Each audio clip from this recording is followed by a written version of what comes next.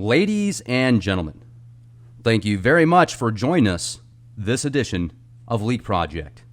I am your host, Rex Bear, and we have Adam Apollo with us, founder of the Unified Movement and several education and technology-based companies and organizations, as well as a faculty member and the lead systems architect for several international online academies. These include the Resonance Academy for Unified Physics, the Guardian Alliance Academy for Self-Mastery, and the Visionary Arts Academy. He currently has over 6,000 very astute, active students of all ages from around the world, and Adam is dedicated to achieving a sustainable and thriving interplanetary culture. Now check out this cutting-edge website, Guardian.is. I mean, this is just top-notch, beautiful, and I think you put this together yourself, didn't you? Yeah, that's right. I've been a web designer and developer since I was a teenager. And Adam, I'd really like to thank you for joining us tonight here at the Leak Project. How the heck are you?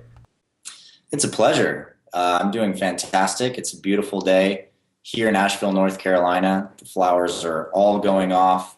The strawberries are dripping from the bushes. The blueberries are about to pop. It's really a gorgeous time to be alive. And just joined my wife this weekend at the Leaf Festival here in Asheville, where I led the opening ceremony and the closing ceremony.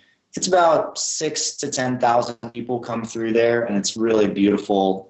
Did a couple workshops on developing energetic sensitivity, leadership, and planetary guardianship. I just had a great time, so I'm pretty stoked after the weekend.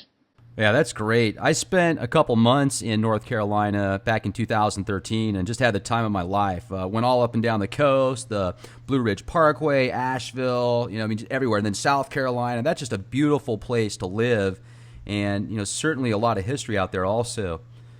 Mm-hmm. If you would, Adam, tell our listeners a little bit about yourself, give us a quick background, and then let's jump into what you're actually doing to benefit the world today. Sure, I'd be happy to tell a super short version of my story. Some of my interviews can take most of the time just talking about the kinds of things I've experienced in this life. I've been really blessed. I grew up with a lot of challenges. My parents divorced when I was 2, and so I traveled across the country a lot and explored a lot of different people and a lot of different cultures from different areas of the U.S., and also developed a lot of international friends from my journeys and experiences in different areas of the world. But a lot of my big awakening process really happened when I was a teenager, and I came to understand that the universe itself is a fractal hologram contained in our bodies that we have this very deep, intimate relationship with. Every choice we make, every thought we have, every action we take is a relationship with this underlying fabric in the universe. And I began to understand it as a relationship with a force, a fundamental vibrational field that permeates all of space and time. And as I began to work with this field actively, creating fields of it, spheres of it, manifesting with it, channeling with it, using it as a tool, I began to develop a library of different techniques that a lot of my students in years to come would call Jedi training. And I began to really focus on this as a work and a practice, especially over the past 10 years or so, leading up to the development of an online education system that I built in one of the companies that I started.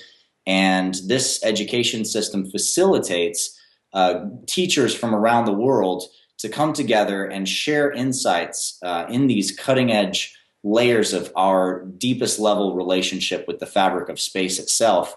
And we have students from around the world that come in for this Jedi training to get to know themselves, get to know their inner purpose and their deepest work in the world. We then also give them tools so that they can continue to evolve and explore that work as they grow in awareness with it. So if somebody signed up for one of these courses online, walk us through that a little bit so that somebody, if they have an interest, could go on and join. Sure. Yeah. If you go to Guardian.is, it gives you kind of a top level of what's going on. If the information that's there is not enough, there's a sign up form at the bottom that you can sign up for, and we'll send you a few emails and just let you know what the Academy is actually about on a deeper level. As you enter the Academy, we have a free intro course that really unpacks the nature of why we call it the Guardian Alliance and what guardianship really is and really means in this day and age. The beauty about guardianship is that, we often think of a parent or a leader or a mentor as a guardian. They're someone who takes on responsibility for those who need a hand up to help them develop themselves, to mature themselves, and enable themselves to be better, more powerful people in the way that they work and act in the world. Or if you're a kid, it's really just growing up and having someone help you through that process of growing up. But as we mature, we realize that this work of being a guardian and the development of our guardianship is something that is needed not only for kids and for youth, but that it's needed for our whole communities.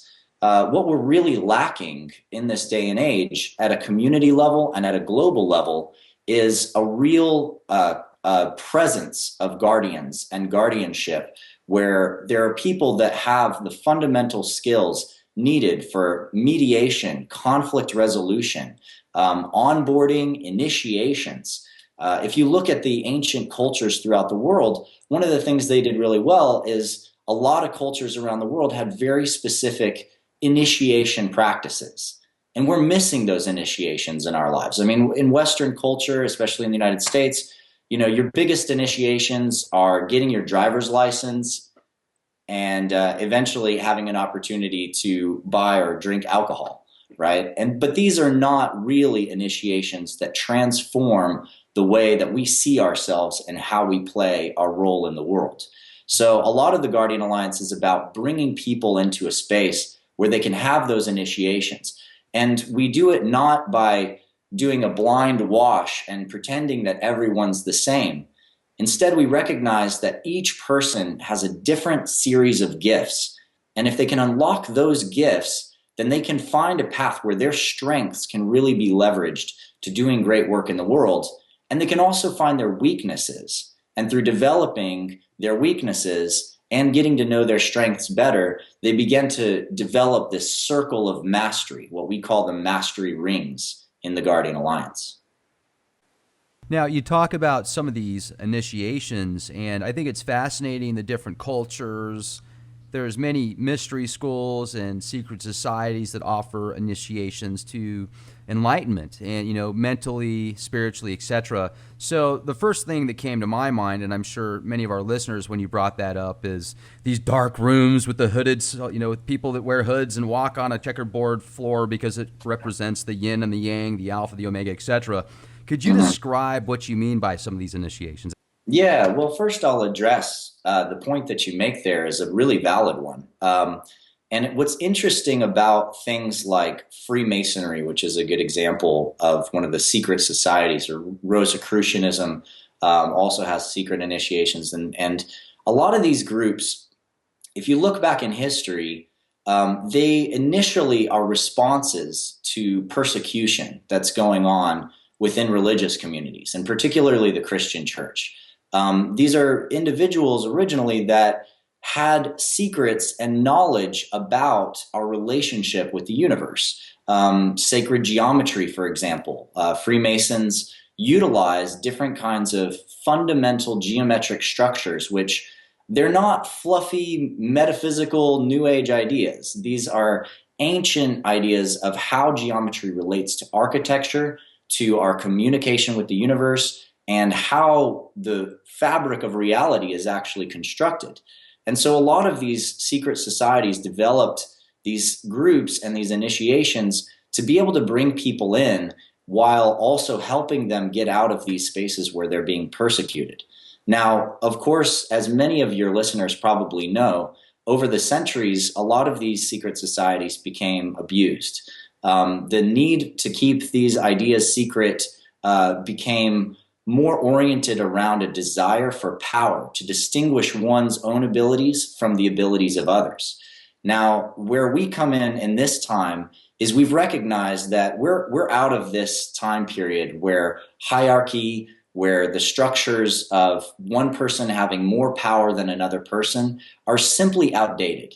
And we're moving into a field where the collective intelligence, the holacracy of our community is the most important thing. We see it in finance through crowdfunding. It's so powerful to see 100,000 people step in and make something happen that otherwise would have taken one person with $1 million or millions of dollars to make happen.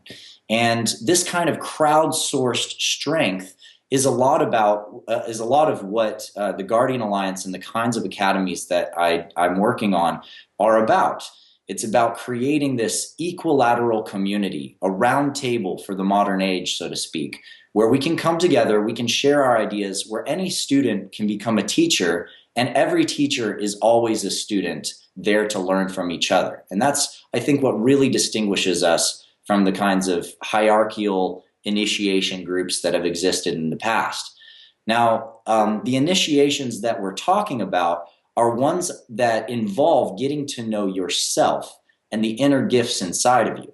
For example, a warrior's initiation may be to discover, and when I use the term warrior, I mean somebody who has a natural physical proficiency. They love working out, they love building, they love working on their muscles, but they may not realize that their strength and their muscular system, in fact, the health of their body, is part of a holistic process involving the energy of their body itself. And when I say energy of their body, I actually mean the Planck scale vibrations of the quantum vacuum in their body that respond to their thoughts and their consciousness. In the Olympics, a lot of times great trainers teach their Olympians, and the Olympians develop these skills of connecting their mind, their emotions, and their body to be able to complete these amazing human feats and skills. So a lot of what we're doing is linking this mental, emotional, and physical layer of our being, and also providing spiritual frameworks that are totally inclusive of anyone's path. It doesn't matter which path you choose. And if you're completely atheist, we provide scientific basis for understanding these things. Because, from my perspective, one of the big problems that we see right now is that a lot of the new age movement, so to speak, has really gotten disconnected from the fundamental sciences that can really feed and help people to build a solid framework for their understanding of reality. And I'm on your website right now, guardian.is, and I'm looking at the identify your path, choose your archetype, and then you look at the destiny section there, the path of the warrior, the weaver, the wizard, the healer, ambassador, star walker. Talk to us about these. Let's get into that.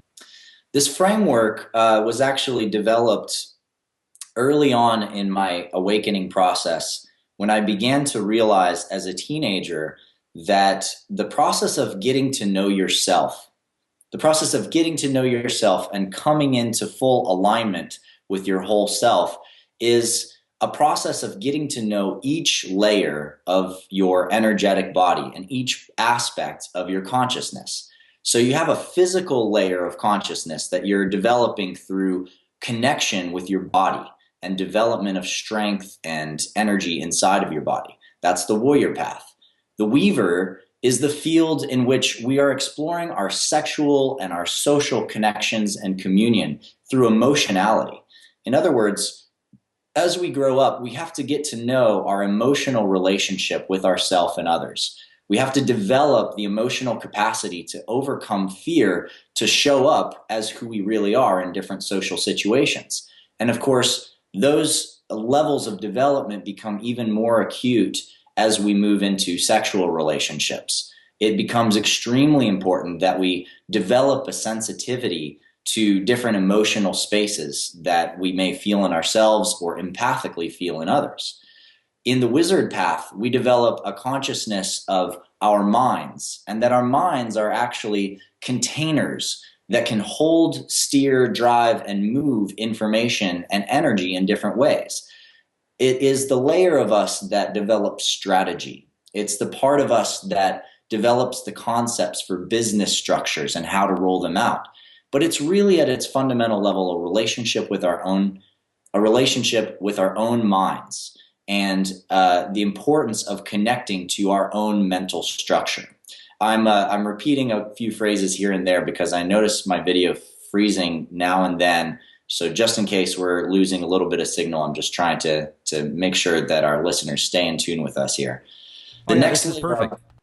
The next layer up we deal with is the healer path, and the healer path is about not only getting to know yourself and healing your own body and facing your own traumas that you may have experienced as a child, or possibly in your ancestral lineage, or possibly, if it's possible, in other lifetimes.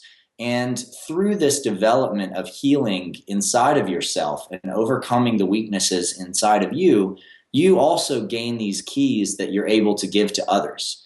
The great healer path is to learn how to heal yourself, and through that practice, you gain the skills to be able to address the needs of others when they're wounded or they're traumatized or they have physical, emotional, or mental issues. The ambassadors in our school, they study the art of communication, of sharing your message, of communicating to the world, how to listen, how to become a leader, how to really take in the insights given to you by your community and by the people around you, and feed back to them keys and a desire to progress and to move forward in certain ways that align with the needs of that community. So it's really leadership training at its fundamental level, but it's all empowered here by the throat and by the power of the throat chakra to enable us to develop higher levels of communication. Then finally, the Starwalker path in the Guardian Alliance explores the reality that we are not just physical beings, and that there are people in our lives that have passed away, and at times we dream about them. At times they visit us. Some kids grow up and they see fairies, they see beings on other levels all the time. And, sometimes that skill is cultivated, and other times they're told by their parents, because of their parents' belief systems, that whatever they're perceiving is not real. But what we're really getting at is that imagination is just a tool that we have to receive and connect with the information in the fabric of space-time. And the reality is that when you really get in touch with your imagination, you begin to learn how to discern creative imagination inside of you from the visualization, the ability to actually receive information outside of your body and throughout the fabric of space. And so we provide tools for that in developing people's abilities to actually do things like remote viewing, astral travel, speaking with spirits, warding spaces, and doing all sorts of different activities, including connecting with different star families through the capacity of the third eye and the abilities that are innate to our human being. So through the journey, through those 6 archetypes, what we do is we open up what's called the mastery rings. And the mastery ring is the interconnection between all these different aspects of yourself, which awakens your true mastery. In some terms, if we were to use, again, the Hindu chakra model, the crown chakra is the integrator. It's this white light that connects the spectrum together. And that's really what we're going for in the development of the Jedi, is this central pillar of awareness of all layers of yourself, totally connected and totally aligned in your consciousness in the present moment now. Now, when that happens and you first achieve that level of fluidity, what is it like? Well, the best word that we have for it in this day and age that I've seen sort of emerging in the meme field is flow.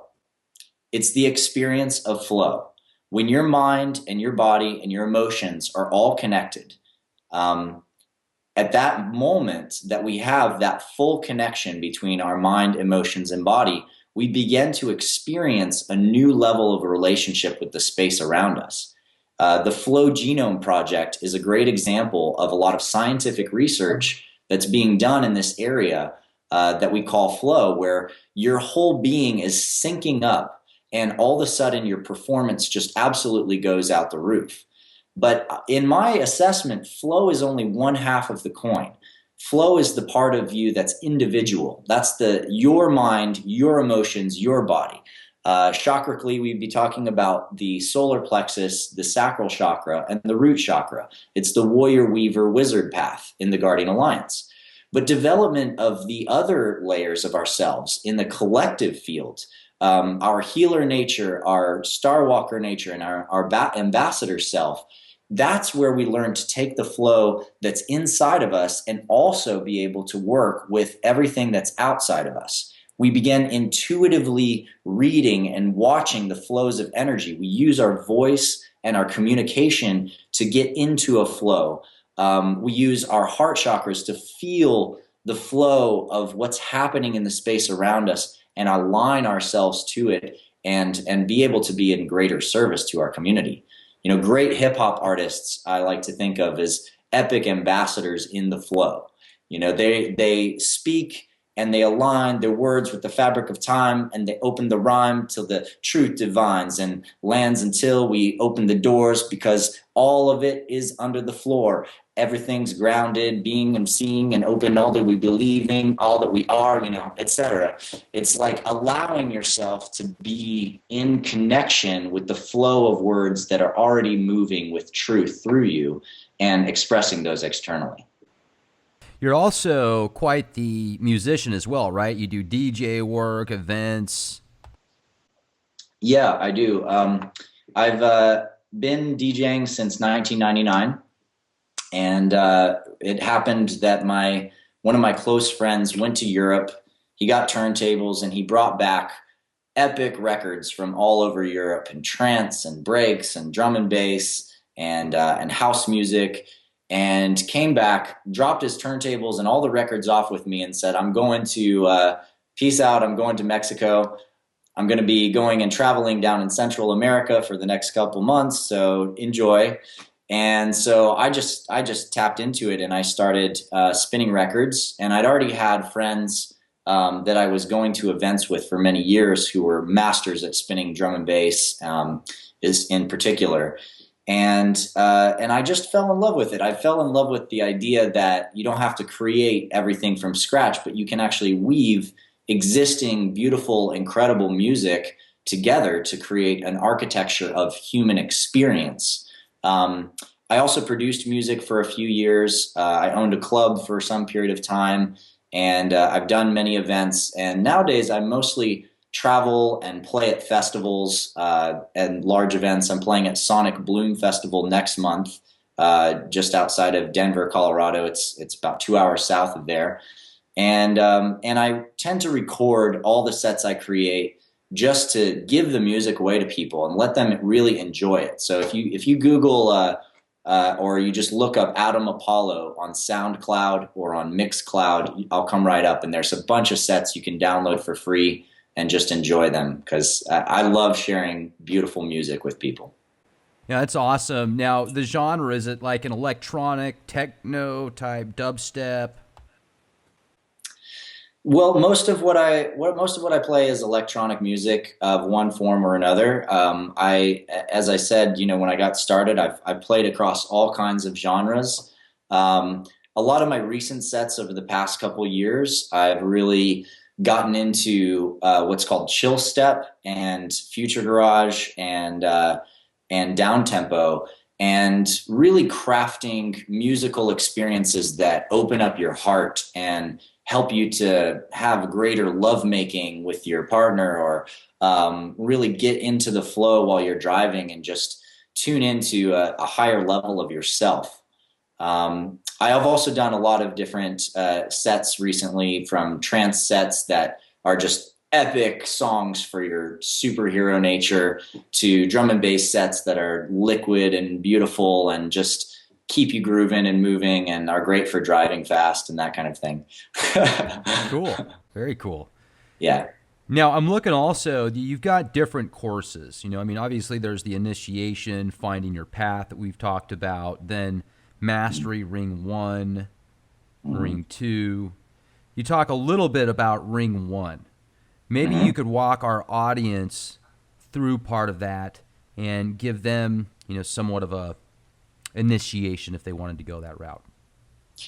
Sure. Well, in the warrior course in Mastery Ring 1, a lot of what we focus on is a deeper level of development in your understanding of your body's health and your strength.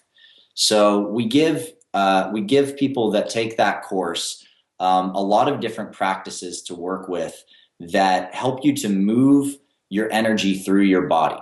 Now, again, when I say energy, what I'm talking about is something that's been known about for thousands of years and has been called chi, has been called ki in Japan, or prana, has been called the odic force. It's been known as the ether by philosophers and scientists for thousands of years. And in the modern age, now what we're coming to understand is that the ether, this fundamental field, does in fact exist, and it's even popularized by this idea of the Higgs field, from which the Higgs boson arises. Although that approach, I think, is actually incorrect. I don't think it's accurate to actually what's happening in the fabric of space. I think that Nassim Haramein actually articulates it far better, which is quantum vacuum fluctuations, which relates to the work that Einstein was doing in the early turn of the century, exploring what is generally called the 0-point field, or the field of energy that's there existing in the fabric of space, even when you pull out everything. If you pull out the heat, you pull out the molecules, you create a vacuum and you suck everything out of it and you're down to absolute zero, there's still a massive amount of energy there. It's just all in balance. It's in an incredible state of balance. And the realization that you have is that your body is a conduit for this energy.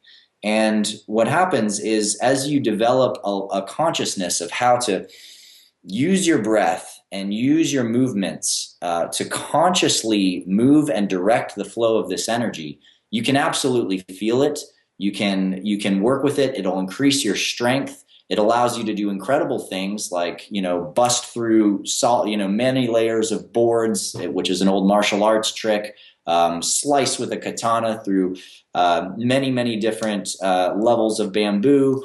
And, in just the physical body empowerment, it's about achieving a deeper level of sensitivity and awareness inside of your body. We also give people different levels of evolutionary cross training at the end that develop their strength and allow them to really pump up their muscle and develop their physical capacity at a greater level.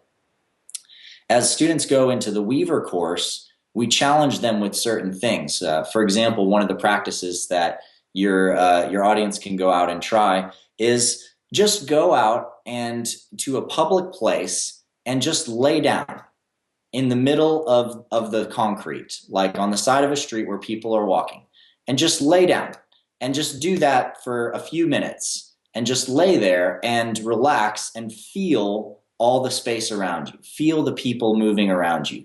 Notice all the people who are like, what is this person doing? And can you stay present and can you stay stable in that process?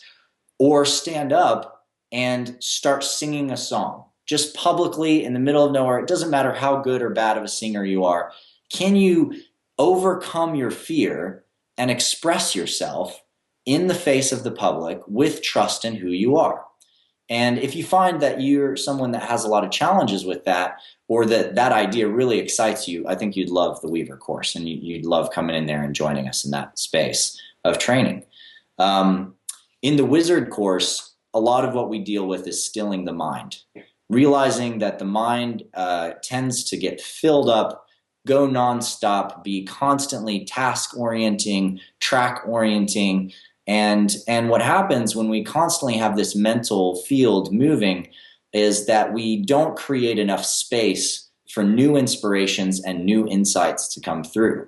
So one of the practices that we teach there is using a simple tool like a candle or a symbol, and allowing yourself to focus your mind so completely on the flame that everything else disappears, feeding all your emotions, all your thoughts, all your ideas, all your feelings into that fire until you find that beautiful still place from which all your ideas, all your thoughts, and your energy really initiates.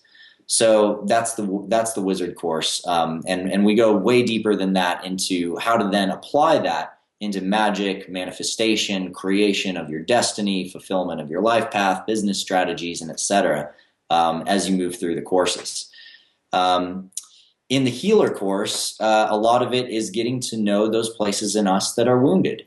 Really spending some time and reflecting on relationships we've had that didn't go very well, relationships with our parents, early boyfriends and girlfriends, rough experiences that we might have been through that we haven't really gone back and taken account for and really looked at in deeper depth so that we can develop a new level of relationship with ourselves, forgive people that have hurt us, and come into a greater power in our heart through that medium and through that process.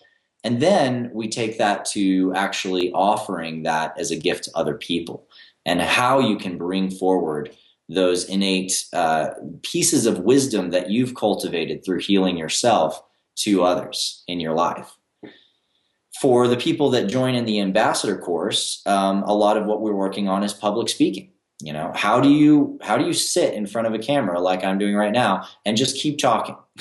How do you keep going? How do you stay in coherence? How do you stay in the flow? How do you tune in to the deeper level of communication of truth that you're trying to express, the deeper message of your heart and the fullness of your being that you're really trying to put out there into the world? And so through that training, we help people to develop some of the fundamental capacities of how to use body language, how to use your voice, how to use different intonations to express things, how to try to avoid using the word or like, or, etc., which is a work that we have to continuously practice throughout our lives, because especially in our individual communications as we go out into the world, it's just such a common practice to be filling the space with those kinds of words and sounds all the time. And it's something that I'm certainly still practicing, as you probably can tell. But you've got very few ums going on there, Adam. Yeah, very I've got few. some ums. It's all right. I've maybe heard one or two. And how would you tell somebody that might be in public speaking or in sales and they're trying to break through to the next level? What are some good tips to keep them in the flow with the conversation, where they might be talking to somebody that has no interest or desire to be looking at them at all? A lot of times the challenge is when the moment of self-reflection happens. So when you start to think too hard about what you're thinking about and what you're saying and how what you're saying is being perceived, you get caught in a loop where you're both listening to yourself and you're speaking, and sometimes that loop comes into conflict. If you allow there to be more space in your communication, and you realize that you don't actually have to grasp at what the next idea is, it's going to come. It's going to come through, and instead you're really just witnessing yourself.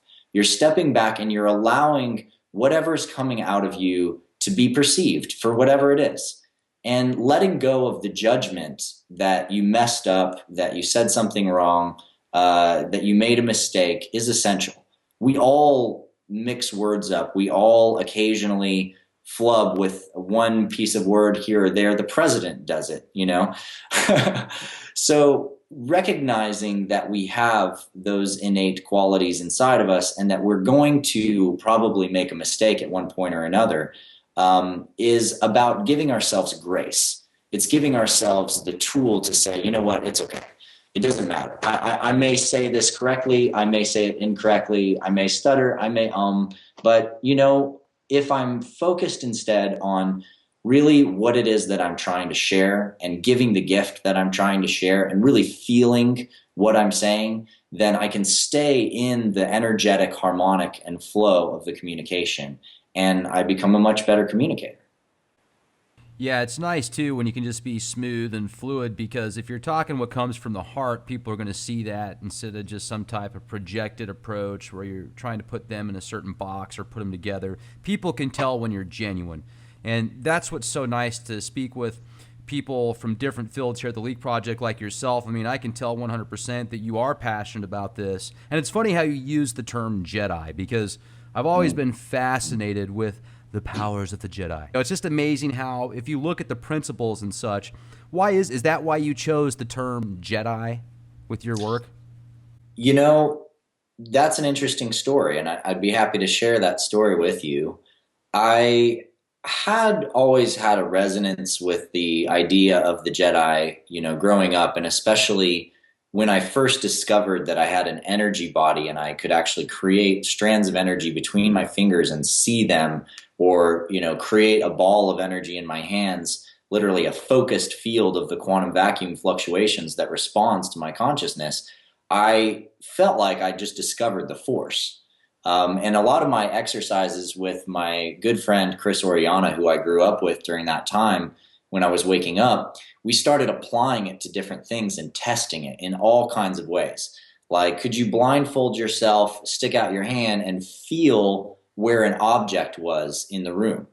Could you blindfold each other and do martial arts with someone and start slow, but as you go, speed up and go faster and faster until you're literally moving extremely fast and just totally in sync with each other?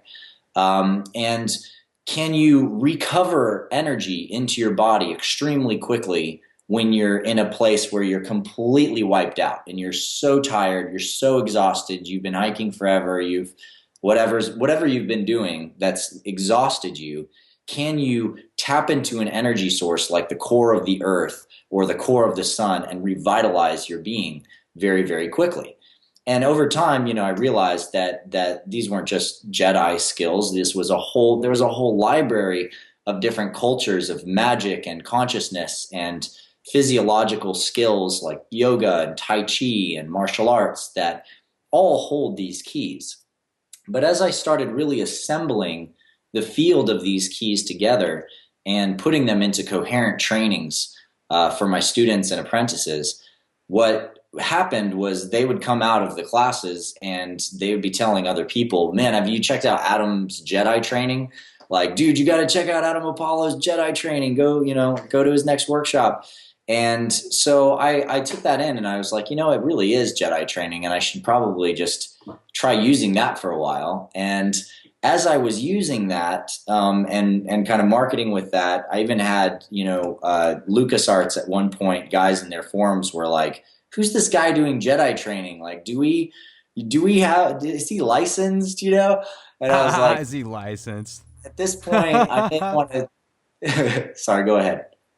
I was just laughing, man. That's hilarious. Is he licensed? I think that's great. Yeah. Have we licensed this guy to do this Jedi training stuff?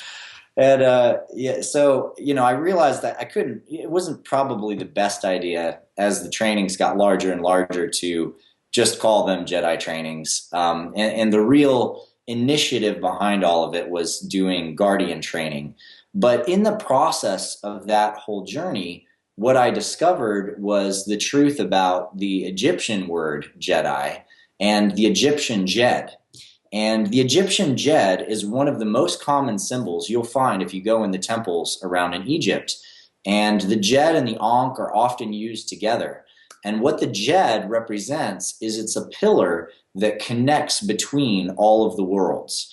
So it represents our connection and our groundedness to the here and the now and the physical and the body, anchored on the earth, but it extends up, and as it goes up, there's these different rings going up to the top.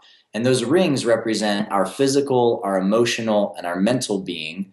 And the top represents our spiritual connection and the connection between, the whole above and below, the all and the nothing, every layer of our being synchronized together. And so as we begin to train with the Jed, what we're really training is developing this central pillar of integrity. In Tai Chi and ancient martial arts forms, they call this the development of the mind intent. And it's recognized as part of the central channel of our energetic system. And the mind intent has the capacity to move chi, to move energy. And as energy moves, then blood moves, and so on and so forth. So this is not a new idea. This is an ancient idea shared by many, many different cultures around the world. And in Egypt, there are several different legends about the Jedi. One of them being that the Jedi were a group of magi who taught the pharaohs how to build the pyramids, which is just a really interesting and kind of ludicrous concept to one extent, because the pyramids are just such an incredible marvel of engineering. I'm not even sure. I'm not even sure humans were fully responsible for building them, or that the information came from people here on Earth, but possibly from a united civilization like Atlantis earlier on. But what's become clear to me is that, through my soul relationships with others who were there in the time of Egypt, and through some of the experiences that I've had, the Jedi really were wisdom keepers and guardians who helped to develop the initiation processes in many of the temples across Egypt, which fully aligns with the idea of the Jed that's represented, and that the gods and goddesses often use, giving the Jed, or creating a field of different Ankhs, which represent life force, and the Jed forming a chain around the whole body, as well as often the staff of Anubis, which represents the crossing between the veils of life and death. And so it's not really a newly popularized concept. It's actually pretty ancient. And it'd be interesting to know for sure whether George Lucas actually tapped into that Egyptian wisdom and history when creating that name, or whether he had another source, or whether he was just bringing it in from the field. I mean, there's a lot of connections with, George Lucas and Star Wars, the intergalactic wars. You look at these really strange moons that orbit the inner rings of Saturn. One's called Iapetus, one's called Mimas. And if you look at a picture of them and then you connect it to, or just side by side with the Death Star, they literally look almost identical. I mean, it's just creepy. So whether or not he knew about it, he had inside sources, it's all just swamp gas that's highly concentrated, I mean, who knows? But it's pretty awesome nonetheless. And I certainly appreciate what you brought up to that. I had never heard that before about the Jed and the Jedi. I mean, that's a really cool connection. Now, I'm looking at your website and I'm going, okay, access keys. Get access to enter different courses and opportunities. You've got live sessions, trail maps. How many people are a part of this? I know you said you've got 6,000 members, right? But how many teachers and gurus and stuff do you bring in, or is this all yours? Yeah, well, actually, the not all of the students that you mentioned in my bio are from this academy.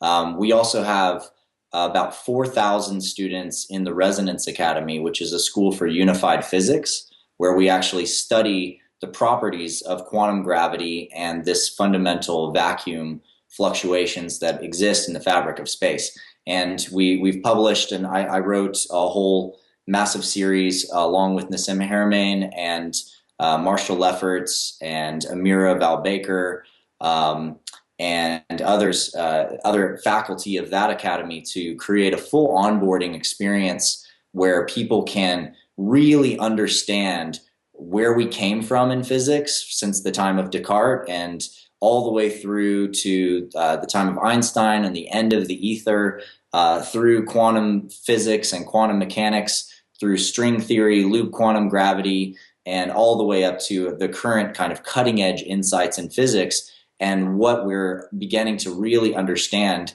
about the fabric of space now, and how our understanding now that we're just coming to relates to all of these principles and mathematical formulas that ancient cultures already had, that we see all over Egypt, that we see in the Yucatan, in the old Mayan pyramids. We see them in the structures of the Incas. We see them in Stonehenge and some of the structures, ancient megalithic structures in Europe.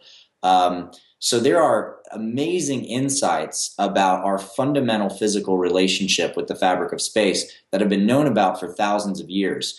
And we apply awareness of those with the actual equations and the math and the science for where physics is going. So people can go and explore that at academy.resonance.is, Or if you just Google the Resonance Academy, resonance as in vibration, it'll come right up and you can check out that academy as well.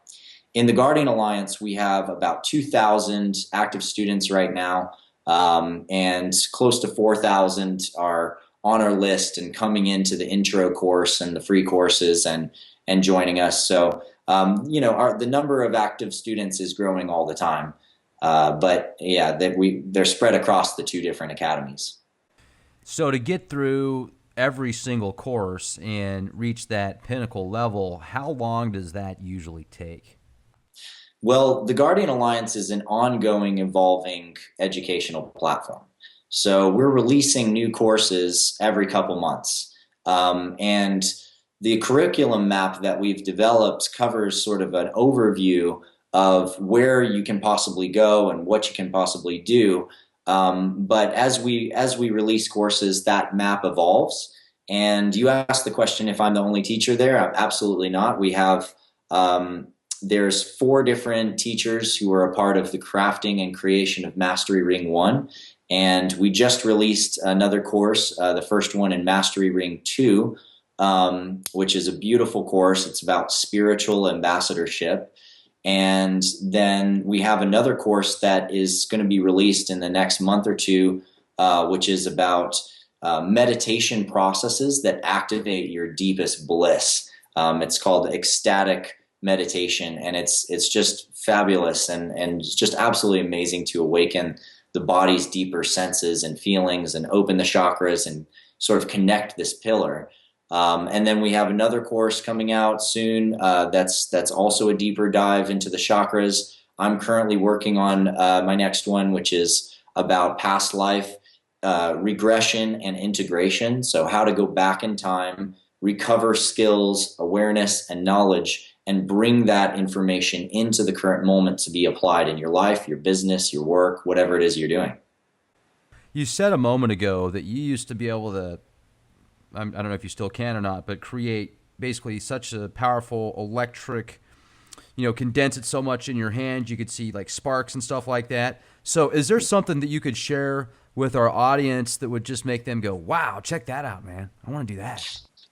Sure. I think the best gift I can give your audience, since I'm on video and, we have this distance, is just to be able to feel for themselves what this feels like, because it doesn't actually take a lot of superhero skills or abilities or, years and years of meditation to develop your fundamental awareness of energy in your body. Everybody has it. Everybody does it. In fact, usually, most of the time, people have all had an experience where they felt somebody looking at them from across the room and it tingled or whatever, and they turned their neck. Or the common saying of like, oh, when someone's talking about you, your ears are burning, right? And it's a physiological sensation that people have. Or they think of someone, they make a mental telepathic connection with somebody, and that person then calls them on the phone, within minutes. And so everybody's had these different kinds of experiences, but we're missing the language for it in our modern education structures. And you don't learn about this stuff in school, but this is all stuff that we experience. They're phenomena that we go through. Teachers that you may go to in school have had the same experiences, but they don't have the language, they don't have the knowledge that many of these indigenous cultures and ancient cultures have passed down to be able to articulate what that is. And so we're really working to try to build a physics understanding for people so that they have a way to actually translate that and understand it in scientific terms. So for your viewers today, I'll give you a couple little practices. The first one is just connecting your fingers together like this, touching them together, and just relaxing and just focusing your eyes on the point where your fingertips touch together. And just feel the connection between your fingertips and feel how they're connected to each other through the skin that's touching. And now, very slowly as you can, relax your arms and allow your fingers to separate and create some space. And go ahead and do this allowing there to be more and more space until you have about 6 inches of space between your fingertips. Now at this point, just feel what it feels like to bounce your fingers in and out a little bit. And stay focused with your eyes and look at that space between your fingertips. See if you can look at that same plane of distance. And as you bounce your fingers in and out, just see if you notice anything. It helps if you have a dark background behind your fingers, like you see against my shirt in the video. And just notice if you feel or see anything occurring in that space between your fingertips. And try wiggling them up and down as well. And notice if there's anything that pops into view or any sensations that you began experiencing in your fingers. Now, very slowly, bring your fingers all the way back in, close to touching, and then bring them all the way out and create more and more space until you have several feet between them. And just feel what that feels like. Again, do a little bounce, do a little wiggle, and you'll notice some very interesting sensations.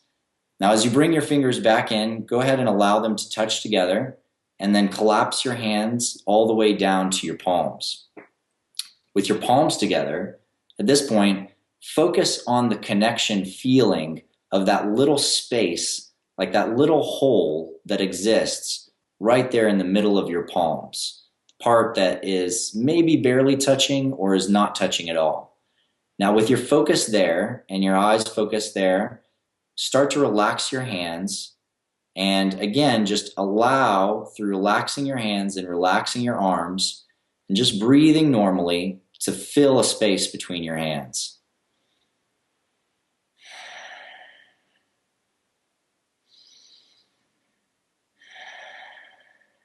Now, as you fill this space, begin to practice the same way.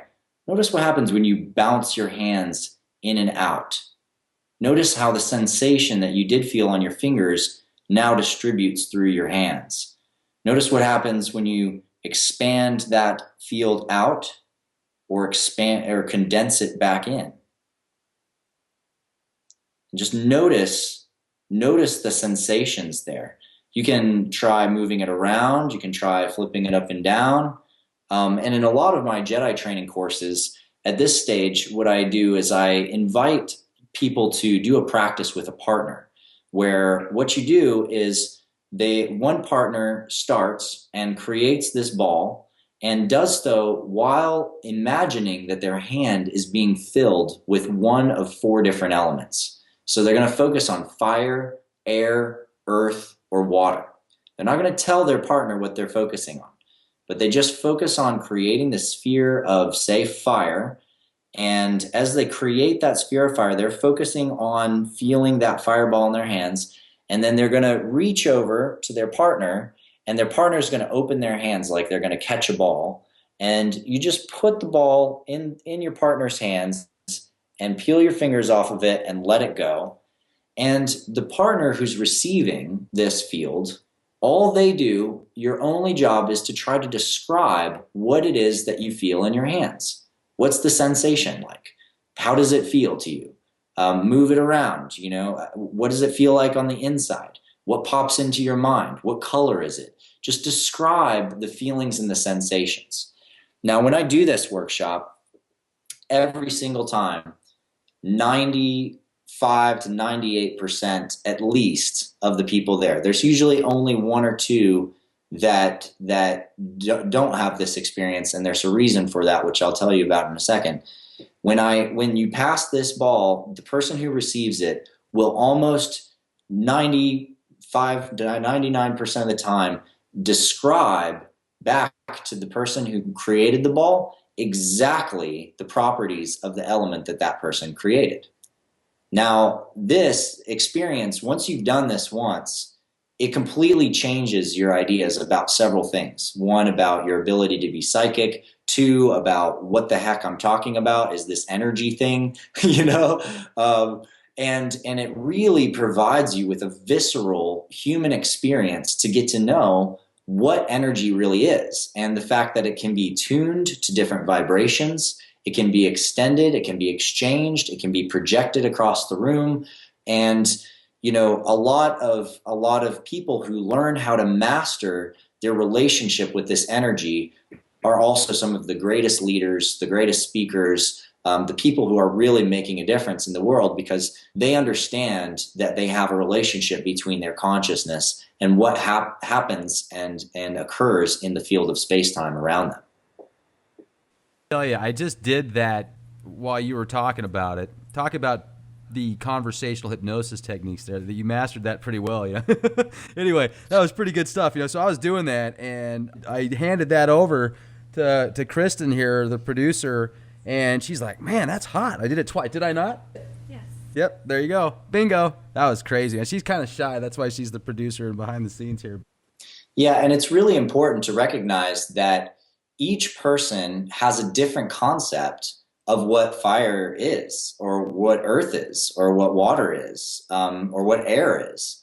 And because we have different concepts about these elements, we actually shape energy in different ways. For example, in my last workshop, one of the only pairs of people that didn't feel like they got it exactly accurately was a couple that, you know, one of the people, they created a ball of earth. But what they were imagining was this moist ball of dirt that had earthworms and bugs and all this life in it, right? And when they passed it over to their partner, the person feeling it felt like it was wet and moist and cool. And so they described water. They described qualities that were like water. And so the person who created this ball of earth was like, no, they didn't get it right. But the thing is that the earth ball that they created was a ball of soil full of moisture with bugs, which are full of water, you know, and life forms, and all of that life, you know, is living and breathing and moving because of the water. So it's a much more complex earth ball than, say, handing somebody a rock. Right. Right. And similarly, you know, one of the other pairs that we had, and there was only 2 out of at least 100 people that were in my workshop this weekend. And the other one, they had created a ball of fire. And when they passed the ball of fire, all they were trying to do is like, this is going to be so hot, it burns your hands, right? They're thinking, this is so hot, it's going to burn their hands. And so when the person received it, like, they just felt this like expansion. They wanted to just expand their hands out. And so they thought it was like inflating like air, right? And so they thought they got it wrong.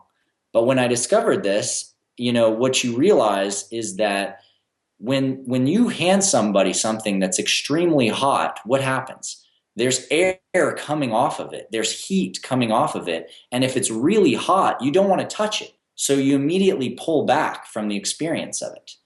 Now, again, these exchanges occur without any speaking, without any communication. The person's like just sitting there. They create a ball. They pass it over to their other person. So there's no mental tricks going on whatsoever. It's all literally the sensitivity of the chi that's being passed from one person's hands to another. You know, and that reminds me of some video footage that I've seen of monks in Tibet in the high mountains, coldest night of the year, will come out of the monastery with just their, you know, robe on or whatever, their orange robe essentially. It's like a sheet. And they'll go sit down in the snow and they'll just relax. And you'll have these Westerners, you know, and they've got these huge fur coats on, hats, all the fixins. They've got the gloves and everything, and they're just freezing. You can see their breath crystallize in front of you, and then these monks are just chilling out, and then you'll see that the snow around them starts to melt, and it's like, That's right. Wow, how do they do that? It's incredible. That's right. And all they're doing is they're breathing and circulating chi. They're creating a ball of fire by circulating their chi up their spine, down the front of their bodies, and anchoring it in the dantian. And they've cultivated enough chi in their dantian that they already have such a standing level of chi that they're not concerned about the cold. They're ignoring that, and they're just focusing on the circulation of the heat and the chi inside their bodies, which then also circulates their blood, which then also radiates heat from their bodies. And this is something anybody can do. I mean, it's a practice, and obviously there's a cultivation to be able to do it to the point where you sit in snow and you melt the snow. But it's not something out of reach for any human being. It's not a special magical ability. It's something that is part of our human right and part of our actual natural skills in our human vehicle. There's a gentleman that goes by the name of the Iceman, who I recommend any viewers to go out there and check him out, because he's doing this and he's proving that you can swim in freezing ice cold water. You can sit on ice and in the snow in just shorts. And if you know how to control your mind body connection, then you don't get frostbite. You don't freeze, and you actually can have this effect on things around you. And there is a lot more subtle ways you can just develop these tricks inside of yourself. For example, a practice I often tell people who tend to be really cold and tend to have a really hard time when there's cold wind or cold air. All you got to do is, when you're in the shower, before you get out of the shower, turn the water to cold and just let it run right there on your lower back. And just let it splash on your lower back and run on there. At first you'll go, it'll be intense, and then you'll take a couple deep breaths, and then it'll totally feel fine. It'll just feel totally normal, almost like you've numbed it out, but you're not numbing it out. You just activated your kidney chi, what they call the Jing in martial arts and Tai Chi and Qigong. And when your Jing gets activated, it's regenerative chi. So it's helping to generate more chi in your body on a regular basis. And then when you go out into the freezing cold day or the snowy day or the cold rainy night, whatever, you're going to actually feel a lot more comfortable in that temperature than you would have if you didn't do this small exercise. That's pretty cool. And also, I've heard of people that can do certain things with the mind where they can actually transfer consciousness into not only other people, where they can actually tap into their minds and listen to what they're thinking, like on a TV show or something, but they can also transfer consciousness into different animals and birds and kind of see through their eyes and stuff. All the way back to the natives talk about that stuff. That's right. Have you ever done anything like that? I have had experiences with hawks in particular and with wolves that are similar to that. Because those are two of my strongest totem animals. What's that like? Talk to us about that a little bit. Well, for those of you that are maybe more skeptical out there and may not believe that something like that is possible, consider for a moment that what we've come to understand, even just through quantum mechanics, is that the mind has the ability to access and share information with space-time around us. And we influence experiments just by perceiving them, just by witnessing them. There's a group at Princeton called the Princeton Engineering Anomalies Research Group.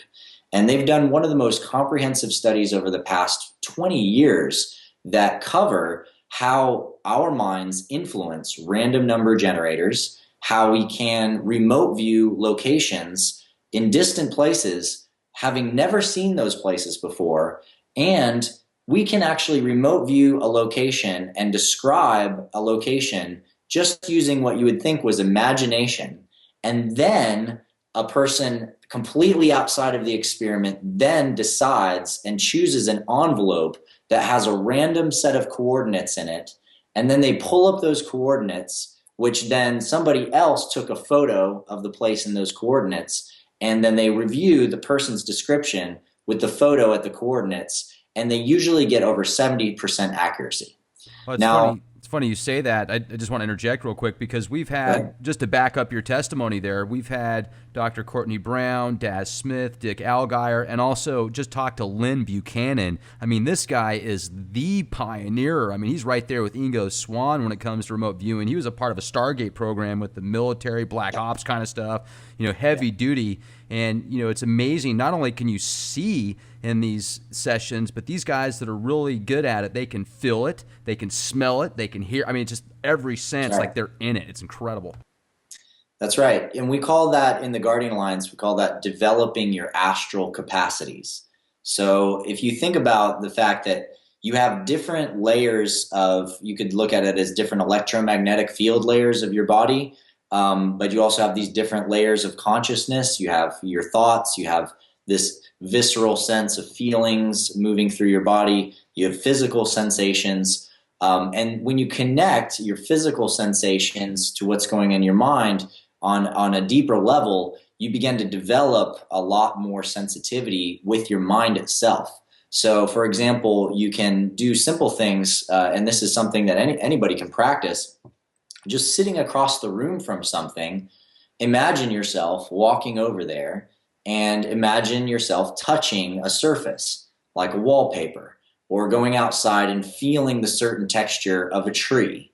Now, it's good if you pick something that maybe you haven't even seen, or you're not even sure what the bark of that tree looks like or whatever, but you know there's a tree over there, and you go there and you develop this sensitivity of like, what does the bark feel like, and how does it move, and how does it flow, and how rough is it, how smooth is it, how wet is it, those kinds of things. And at first, it's a little process of just confirming for yourself that it exists. It's reinforcing the fact that that is what that feels like. You go afterwards and you feel it, and sure enough, it's pretty close.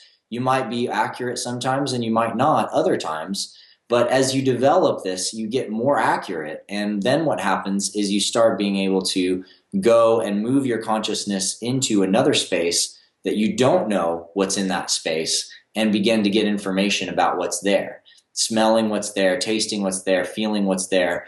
And we offer different practices around that as part of the astral travel development courses in the Guardian Alliance. But you have to get through Ring 1 and up to Ring 2 to get into those kinds of skill developments.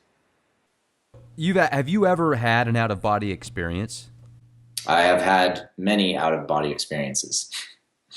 How far out have you gone? I have been to many different star systems. And in one of my experiences, I went so far away from this galaxy that I was able to see an energetic lattice between multiple galaxies in what we're now calling Eridanus, the flow of the galaxies in the Virgo cluster. And actually it has a different name, and I'm not thinking of it right now. There's one other name for it, which is a Hawaiian name. I can't think of it at the moment, but if you look it up, the structure of our galactic cluster, there's a name for this particular structure. And in my consciousness, I saw a lot of the flows of how gravitational fields were linking this whole structure together. And then when I saw the photo of what they had released as their assessment of what these gravitational field connections look like, the parallels were pretty astounding, and it actually shocked me a lot. And I realized that, that all of us have this capacity to be able to see things at any scale that we want to see them on, if we can simply allow ourselves to develop that level of capacity with our consciousness. Right. And also with some of the out-of-body travels that you've had, have you ever made contact or communication with other entities and beings? Definitely. Talk to us about that. Well, to give some people a little bit of context, when I was a kid, I saw a starship for the first time when I was about 7 years old. And I was outside at nighttime next to this lake. My mom was working at this horse ranch, and I saw a massive light come down, fly down through the valley, and then shoot up and shoot over the mountains. Soundless, just massively bright, and I had no idea what it was. I thought later maybe I dreamed it, or I didn't know what I had seen. And then when I was a teenager, I was driving down a road with my dad and my stepbrother, and my stepbrother's driving, and he says, "Stop, get out, gotta get out of the car, get out of the car." And we all get out of the car, and we see these three lights in a triangle rotating and moving and weaving across the sky, and then it shoots over the horizon. And we all saw it. I mean, there was no question that this was some kind of object that nobody is talking about. And to us at that time, to me at that time, it was still a UFO. And then when I was, in college, I met Stephen Greer of the Disclosure Project, and I began to meet a lot of these different people who were working on disclosure and studying their testimonies and their work and their research. And I discovered, that there are testimonies of many, many different species around the galaxy, that they have shut down nuclear testing plants and literally shot down test nuclear missiles, completely disabling and disarming them. I mean, that's on Larry King Live. You can go look that up and hear testimony from some of the nuclear missile-based generals and people who are working on these bases. And at that point, I had I had already had the questions about what could be out there. But after that, I had a much more logical framework to apply into understanding, like, a scientific basis, that this is a phenomena that could actually be studied and witnessed. But it wasn't until 2005 that I had a very, very powerful, significant healing experience. And after this healing experience, I went out into the middle of the desert and I had a contact experience in which a being from definitely not Earth, who was definitely not human, came down and had a conversation with me telepathically that was extremely potent and visceral, and was probably like one of the most clear mental communications I've ever had. Like, imagine if in your mind, if someone looked at you and all of a sudden it was like a movie was playing, and you were able to perfectly see all the details of this movie and hear the sounds and feel the sensations, but it's actually a telepathic communication. And then that led me to having my first astral bilocation experience, where I was projected out of my body into a space where there were 73 different ambassadors of a galactic council. And I encountered all of these different beings from these different worlds who all had cultures completely dedicated to the enlightenment of all beings and the well-being of all life on all planets. And their real interest and their prerogative with Earth was simply that we make it through this initiation process that we're going through right now as a species, and actually succeed in becoming an interstellar species and are able to join this amazing family of different planets from all over this galaxy, and that there's more, in fact, around the universe. It's just a little easier to superluminally travel to different star systems in this galaxy. Traveling between galaxies gets more complex because you need a resonance presencing like a stargate in that location, so that you can relatively position your arrival location, which is a little more challenging to do intergalactically. Go ahead. Now, when you said 73, like you counted them all, or how did you figure that out? It was in my head instantly. Like, as soon as I was in the chamber and I was looking around, and I imagine that you're in a giant open space, like open, empty, dark space, like an astral void is what we call it. And inside that space, all around you in every direction, are these brilliant light points, like stars. And then imagine that if you look at any one of these brilliant light points, that the light point itself would resolve itself, like become clear, and you would see a different species, a different being, and sometimes multiple beings. And each one of those light points was a different culture and a different star species. And there were beings with like perfectly pearlescent white skin with rainbow colored eyebrows and hair that was deep colors of purple and a variety of different things. Several beings, just amazing love just shining from them. Or beings that have green skin and bug-like eyes and their head folds into two pieces. Beings that are squat and kind of wrinkly, and they're more like solid, grounded, small, semi-humanoid type beings, to tall blue beings, to beings that look exactly like Tolkien's elves out of the Lord of the Rings, to on and on and on and on and on. And after this experience with them, in which we were really looking at how ready humanity is to become a part of this galactic community, like where are we in this phase of transition, I began having a series of follow-up experiences where I would go out and I'd take a friend, because I knew at that point that I was one of these beings from a long, long time ago, and I came to this planet for a very specific reason, and I knew that I could call in ships and establish communication. So I would do a process of meditation and call in a ship, and they'd see a shooting star come in and then turn 90 degrees and stop and blink at us. And I started doing question and answer processes, asking them questions, finding out more about their species. And then I started having dreams where I was fully remembering lifetimes on these other planets as these species. And I started encountering many, many, many other people who have memories as these beings on other planets, who have connections with these beings, who were visited as children or as adults.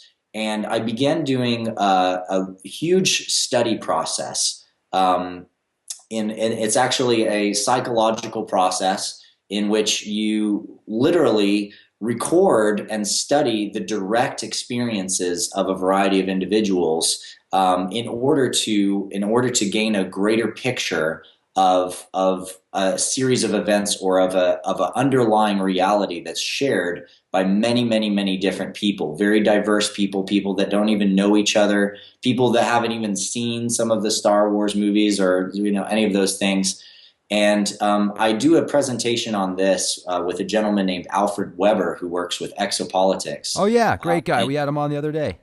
Yep. And so you can Google or look up on YouTube the real Star Wars, or go to the Guardian Alliance, and it's in our blog. And it's a 3-hour long interview in which I present this entire research project where I put together the history of the galaxy from all of these different people's memories and perspectives that I've gathered over the past 11 years at this point. Got to give us a description about that. We don't have to go 3 hours, but man, that sounds like some gems right there.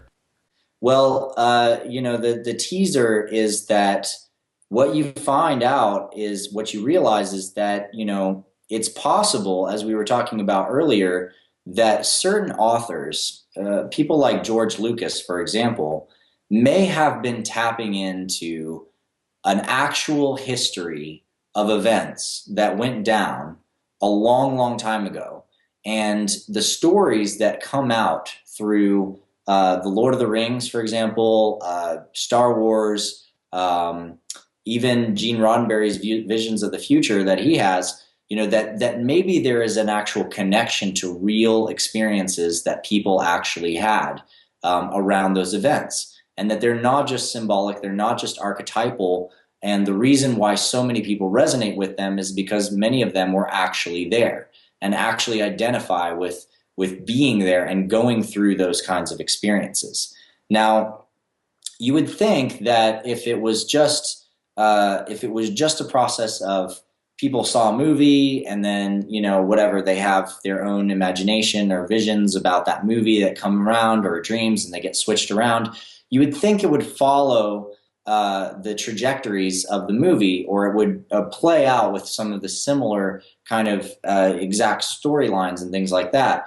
But the fact is that actually this massive group of people that I did this work with over the years, they all remembered a completely different timeline of events, but that parallel very similarly to the events in Star Wars, but are actually drastically different in some ways, where the symbolism is different, the species is different, there's different things going on.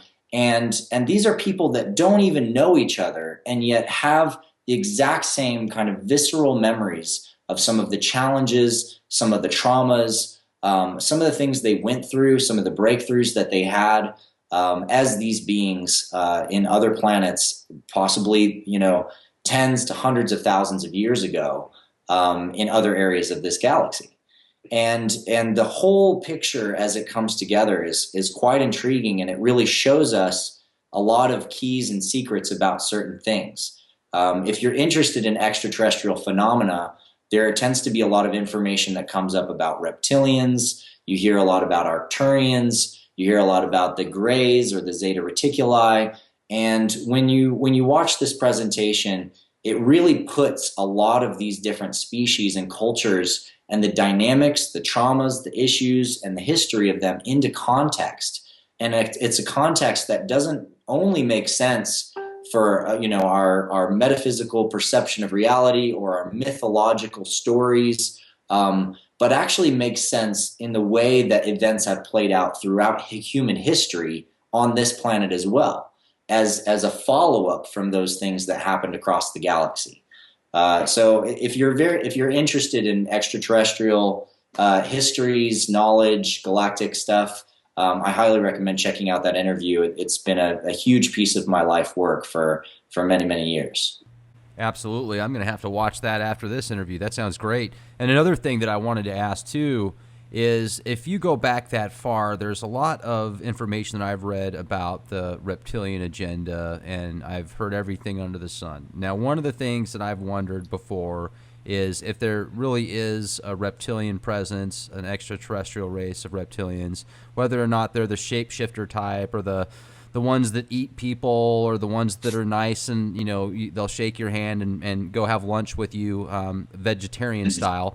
I mean, it's incredible to think about, but there's so many different theories, and the one that I've wondered about the most is maybe they've been around as long as we have or longer here on this earth. You look at the dinosaurs, and maybe did they just get smaller and evolve, or were they their creation? I mean, there's so many possibilities. Then you look at Michael Cremo and his work and the possibility of humans being on Earth for billions of years, not just 400,000 or 2 million or whatever. So what is your take on human and the ET reptilian phenomenon? Well, that's a complicated story, and a lot of my work in that interview is designed and intended to build context for that and really cover what went down and how things have unfolded. I will say right off the bat, just to the way that you described, what you resonate with, we all have to consider the fact that we have a reptilian brainstem inside our bodies. Absolutely. We have an aspect of our physiology that is exactly the same physiological structure that's in reptiles. And when you look at our DNA, we share the same basic encoding with, we have like 99.9% exact same DNA with bananas, and like random stuff out there, and so bananas. Yeah, well, it's just a funny example because I was going to say monkeys, but really when you think about it, it's insects, worms, you name it, plants. And so when you really get into it, you realize, it's not that much code that makes us that different. But in that little bit of code, there is also a vast, vast diversity. And it also gets interesting when you look at the different races on Earth, and there have been a lot of scientific studies that have really questioned the idea that simply by groups of people moving to different areas on the planet, that for some reason being in that area of the planet would make, say, for example, a Chinese person in China look Chinese, while the guy who stays in Nigeria grows an extra so many feet and has that skin color, while someone who's made it over to the Americas, has these native features of a Native American or South American, and as you look at these, the drastic differences between us become pretty questionable as to whether this just occurred because the environment or how much sun they got, that kind of thing. And you start to really wonder, maybe some of these different cultures and races on the planet are actually a result of us, our human beings, breeding with and having offspring with other extraterrestrial cultures and beings. And that idea might sound far out until you watch something like Ancient Aliens, or until you actually study and pay attention to the stories that happened throughout history for all of these different cultures in which they say gods and goddesses came down from the sky, and they describe this very clearly. Gods and goddesses from the sky come down, mate with humans, produce demigod offsprings. I mean, all of Greek and Roman history is filled with these stories. And when you really look at it and the passing of the lineage of these tales, we know they must go back and originate somewhere. Who came up with these ideas?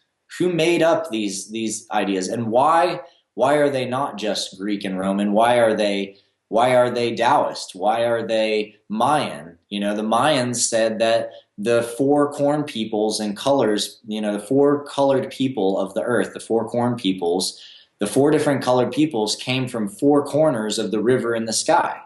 And that river in the sky they're talking about is the Milky Way galaxy. And it's not a metaphor. They're talking about the galaxy because they also address very specific star systems in these ancient structures. And so when you get into it, you realize that we are a nexus of many beings from many parts of the galaxy.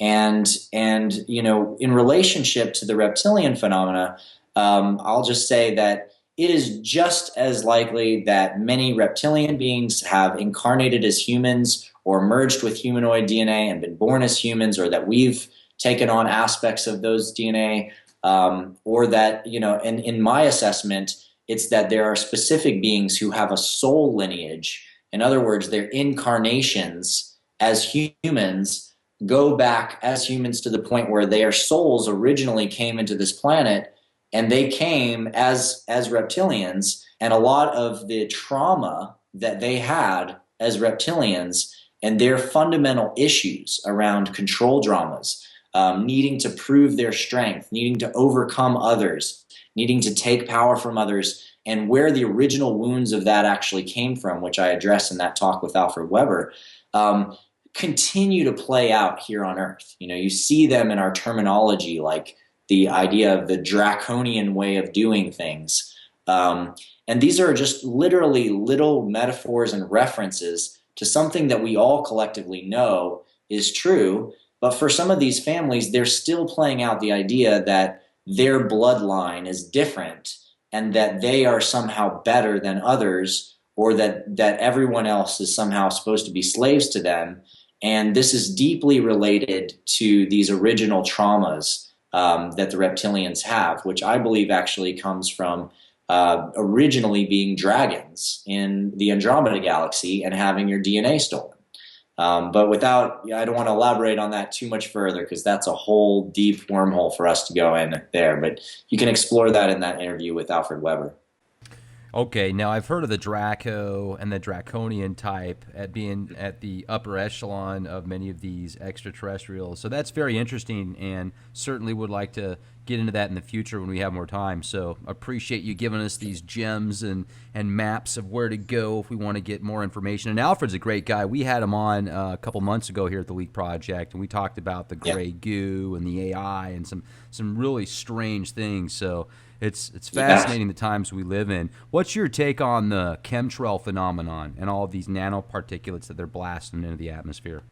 Yeah, well, I have a few things to offer. Alfred is a great guy. I do disagree with some of the framing that he offers in some of his talks, and we've talked about that, and we're okay to agree to disagree. I have some different perspectives about AI in itself. And the idea of like soulless information constructs, that have no innate spirit or consciousness. Because in my experience of reality, as you really go deeper in the spiritual path, you begin to realize that everything is spirit. Everything has consciousness. The fabric of space is a computer. It's conscious. It's alive. There is no real such thing as artificial intelligence. There's just intelligence, and you can make a vehicle for intelligence to express itself through, which is a lot of what we're doing with computing systems now, is developing these vehicles that consciousness could possibly express through. It has to have enough randomness, enough generation, enough capacity for evolution and that kind of thing, for it to be able to express itself and have activity. But that's another deep topic of its own. I What got I to will jump in real say, quick, if I can, on that.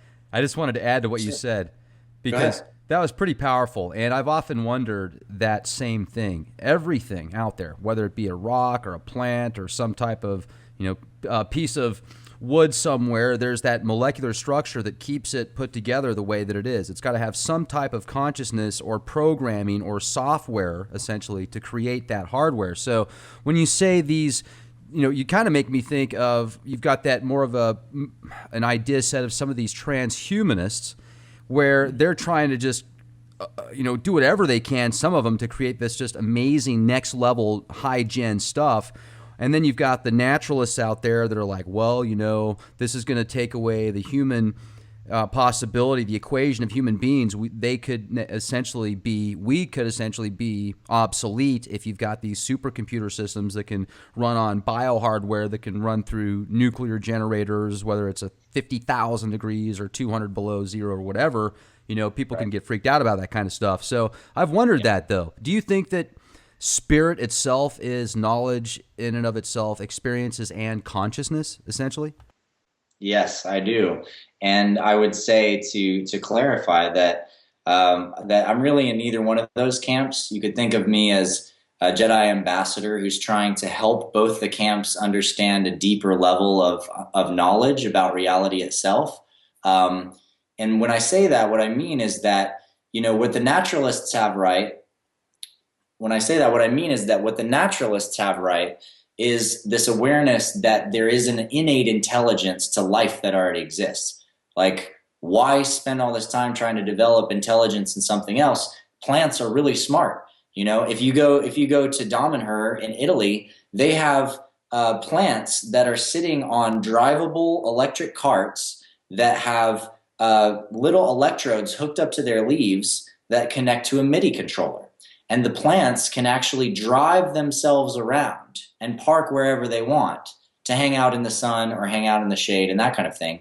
My friend in Boulder, who had a dispensary there, I think she's now in Bali, but she actually had plants that she hooked this thing up to, and they had developed a technique also in Damanhur where this MIDI controller connects to a keyboard and it plays music from the synthesizer.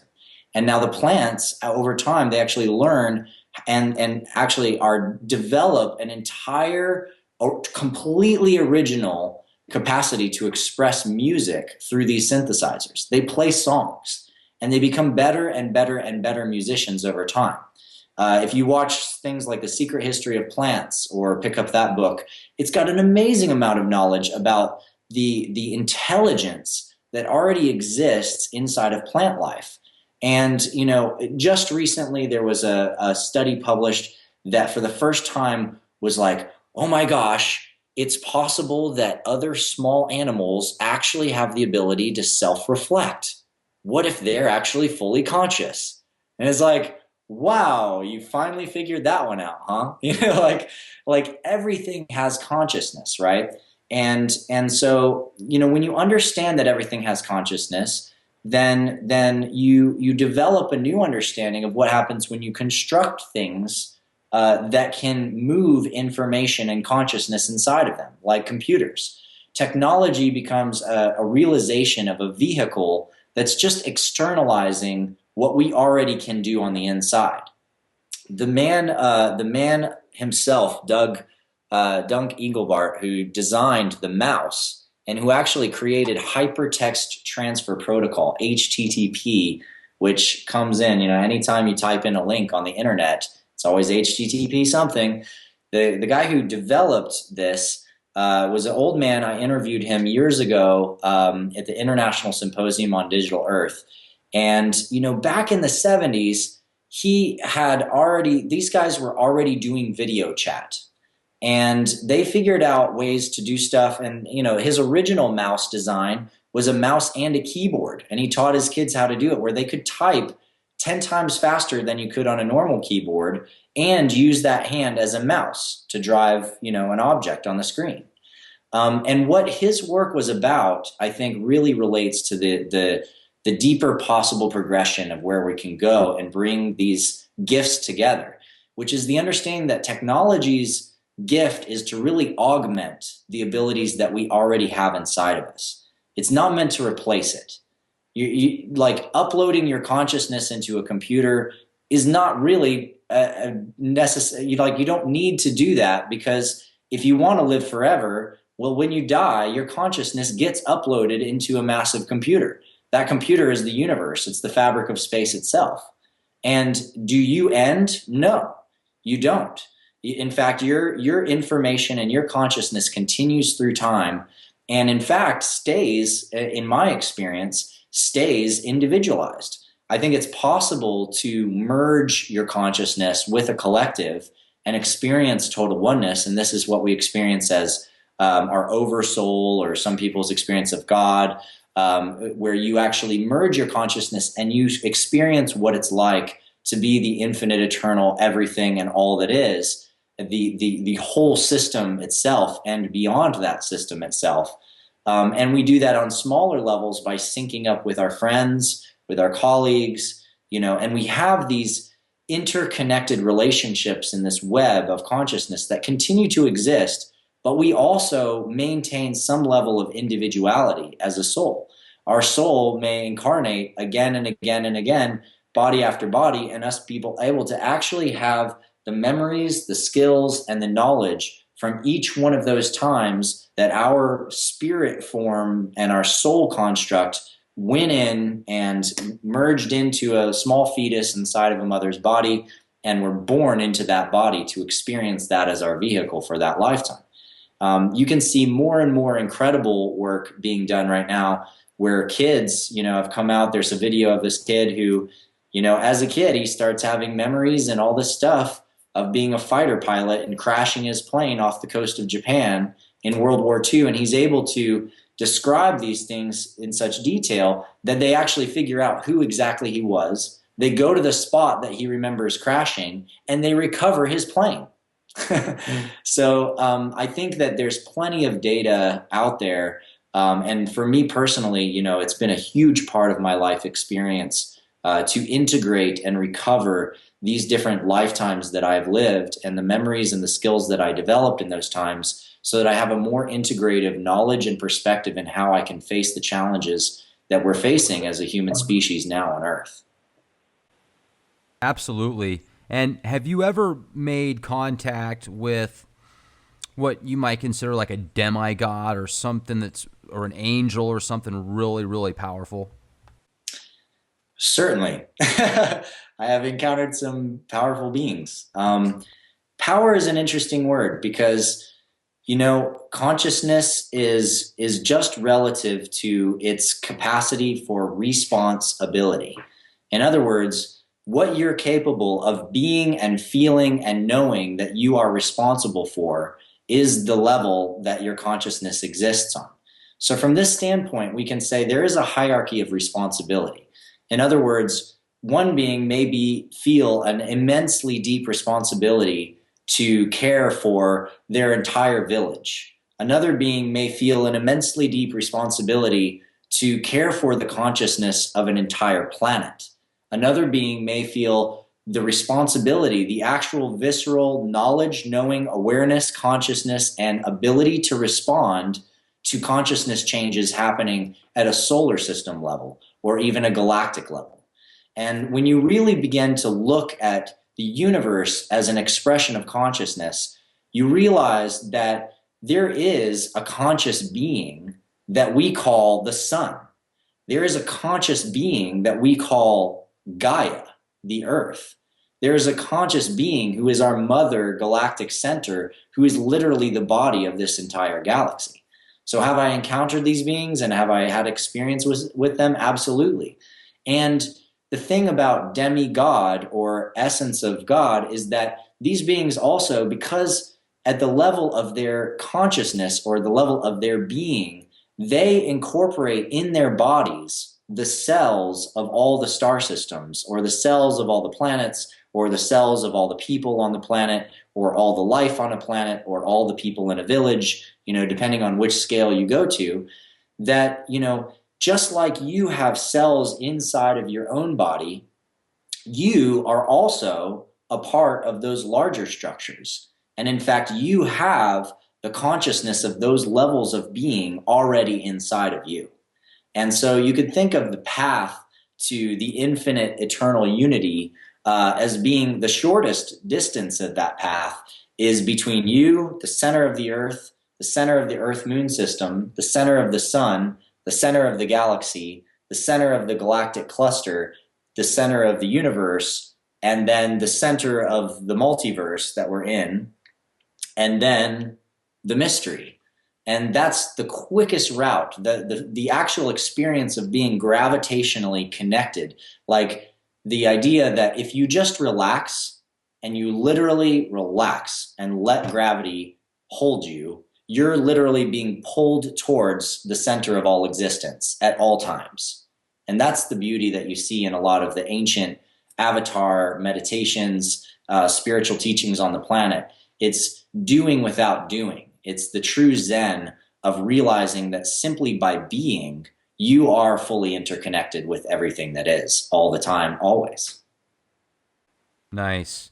Now, have you heard of somebody by the name of Franz Barden? No, I don't believe I have.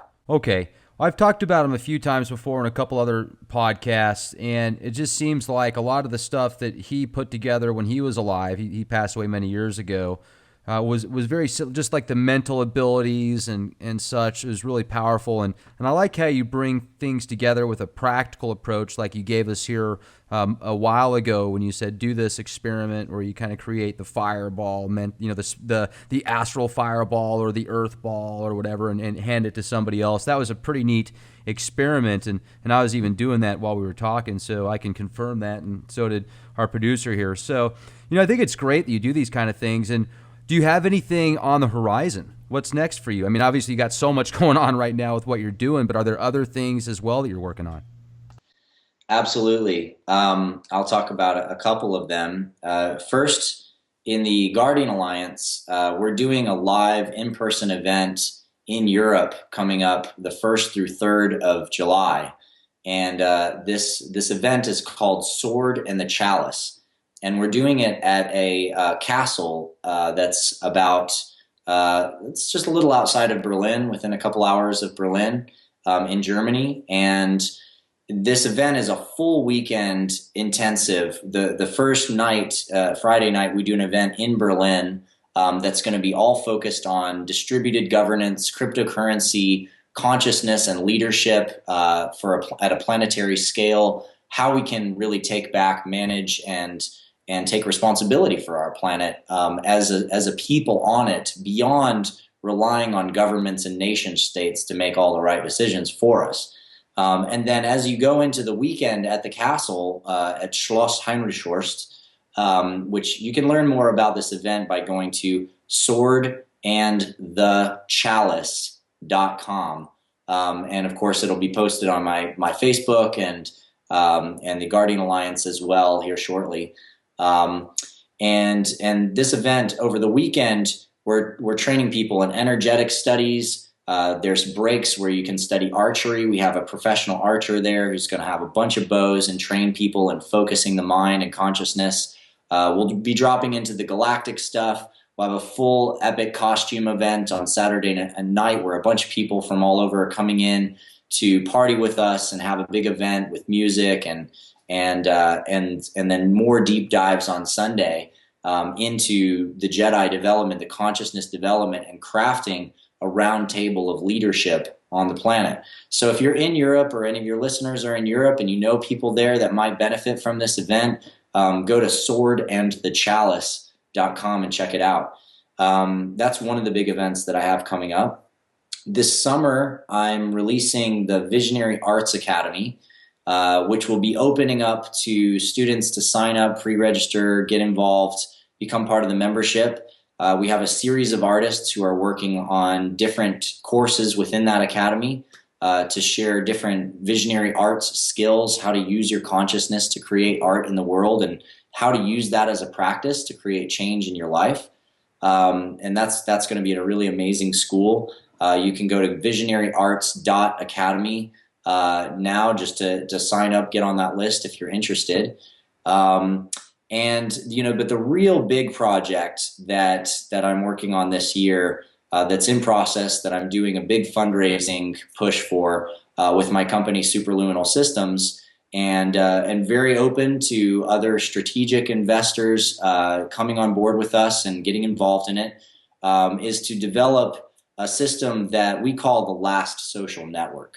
It's a distributed social network system built on the security level of the blockchain, but the advanced blockchain, not the Bitcoin blockchain, but more advanced, third generation blockchains that are emerging right now, that can be used to develop our social community online without a centralized structure that we go through, like Facebook.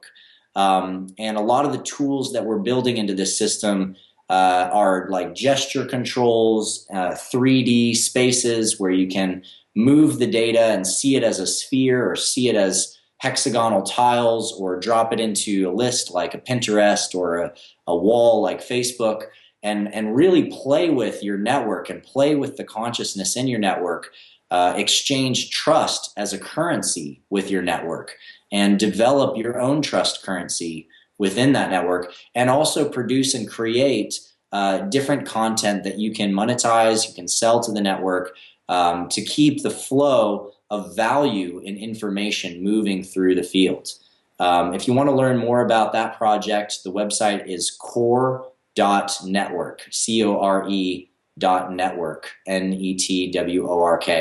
And you can learn a little bit about what we're doing there. Contact us if you're interested in getting involved as an investor, as a collaborator. We have a series of open source teams and communities all coming together working on this. Some of them are focused on the distributed governance side of things. Others are working on the cryptocurrency side of things. Others on the trust aspects. And some of us are working on the visualization systems that can make these things compatible with VR that's coming out, gesture controls, and lots of other really fun stuff. So that's the big project on the docket, is basically making sure that the future of our social networks on the web are truly free and remain free, and don't have bait and switch kind of operations like we've seen with Facebook, where you build a 500,000 person page, and then all of a sudden, if you want to reach 10% of the people that follow your page, you've got to pay Facebook $500 for a single post just to reach a tiny fraction of the people that have already signed up to follow you. It's a really sad story what we've seen happen with Facebook, and it's very, very out of integrity in my opinion. And I think people are ready for something different. And to do it right, we have to come together collaboratively as a community and create the tools and the structure that we need that can really serve everyone. You're certainly talking some next level, high gen stuff, and with this VR equipment that's coming out, as well as how easily accessible it can be without having to have 10 grand to drop on it, it's going to be really cool to see what happens. I remember somebody that's pretty close to me that was working on some hush VR stuff. Geez, let's go back 25 years.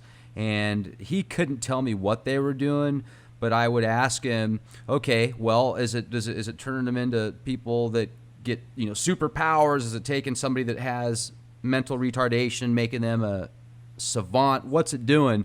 And all he could say was some strange stuff, dude. Some really strange stuff. And he wouldn't, and you could tell by the look in his eyes, it was like, wow, I wonder what. So just think of the possibilities now. And then what you're saying reminds me of something like out of Iron Man, where Starks is pulling up all his data points and stuff with this VR. Okay, I'm going to pull this over here, and that's going to be really neat to see where you go with that and access your potential, activate your gifts, awaken your awareness. You've got some really cool sayings as well with it, and I appreciate that. It's been great having you on the show, Adam. I appreciate you coming on. Rex, it's been a pleasure to be here with you, and once again, if anybody on the show wants to come join the Guardian Alliance, you can go to guardian.is, and also I'll make sure that you have a link that's just special for your community. If they want to come in and get a membership, I can give them a discounted rate just because you guys are doing this for me. So I'll work on getting that to you tonight, so you can post that in the video. Yeah, fantastic. Be the change you want to see. This is Rex Bear. Good night.